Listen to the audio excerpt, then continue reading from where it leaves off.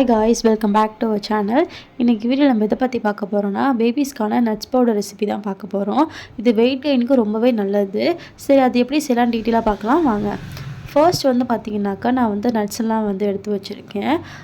15 பாதாம், 15 முந்திரி, அது கூடவே வந்து பார்த்திங்கன்னா 10 வால்நட், அப்புறம் வந்து ஒயிட் பம்ப்கின் இருக்குல்ல, அதோட சீட் வந்து நல்லா ட்ரை பண்ணி வச்சுருக்கேன். அதுக்கப்புறம் வந்து பிளாக் ட்ரை கிரேப்ஸு, அதுக்கப்புறம் பொட்டுக்கடலை, அப்புறம் வந்து பொரினா எடுத்து வச்சுருக்கேன். இந்த இடத்துல வந்து பொரிக்கு பதிலாக நீங்கள் மக்கானா கூட சேர்த்துக்கலாம். பட் இதெல்லாம் நீங்கள் சேர்த்து கொடுக்கறதுக்கு முன்னாடி இதெல்லாமே தனித்தனியாக வந்து உங்கள் பேபிக்கு வந்து ட்ரையல் பார்த்துக்கோங்க.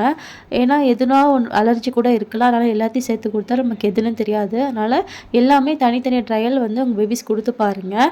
ஒத்துக்குச்சுன்னா இந்த இதெல்லாம் ஒத்துக்குச்சுன்னா உங்கள் பேபிக்கு வந்து நீங்கள் வந்து இந்த நட்ஸ் பவுடர் கண்டிப்பாக ட்ரை பண்ணலாம். வெயிட் கெயினுக்கு ரொம்பவே நல்லது. நம்ம எடுத்து வச்சுருக்க எல்லாத்தையுமே வந்து பார்த்திங்கனாக்கா, நம்ம லைட்டாக வந்து ரோஸ்ட் பண்ணி நம்ம எடுத்துக்கலாம். லோ ஃப்ளேமில் வச்சு நல்லா வந்து ரோஸ்ட் பண்ணி எடுத்துக்கோங்க. நம்ம பொரி சேர்த்ததுக்கப்புறம் பார்த்திங்கனாக்கா டப்பு டப்புன்னு வெடிக்கும். நல்லா பார்த்து கேர்ஃபுல்லாக வந்து நீங்கள் ஹேண்டில் பண்ணுங்கள். லாஸ்ட்டாக வந்து பார்த்திங்கனாக்கா, நீங்கள் பம்ப்கின் சீடை வந்து லைட்டாக ரோஸ்ட் பண்ணிக்கோங்க. ரொம்ப ரோஸ்ட் பண்ண வேணாம், அது ஒரு மாதிரி தீஞ்ச மாதிரி ஆயிரும். அதனால் லோ ஃப்ளேம் வச்சு லைட்டாக ரோஸ்ட் பண்ணிவிட்டு நீங்கள் ஸ்டவ் ஆஃப் பண்ணிடலாம். இதெல்லாம் ஆட் பண்ணதுக்கப்புறம் வந்து பார்த்திங்கனாக்கா, லைட்டாக கூல் டவுன் ஆக்கிட்டு நம்ம அரைக்கும் போது வந்து பார்த்திங்கனாக்கா, நம்ம வந்து கிரேப்ஸ் சேர்த்து வச்சு நம்ம அரைச்சிக்கலாம். அவ்வளோதான், ரோஸ்ட் பண்ணியாச்சு. இப்போ வந்து நீங்கள் அந்த எல்லாத்தையும் சேர்த்து நல்லா அரைச்சி எடுத்துக்கலாம்.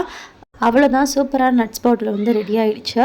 அந்த நட்ஸ் பவுடர் வந்து பார்த்திங்கனாக்கா, நீங்கள் எது கூட வேணாலும் கொடுக்கலாம். ஃப்ரூட்ஸ் கூட ரொம்பவே டேஸ்ட் வந்து நல்லாயிருக்கும்.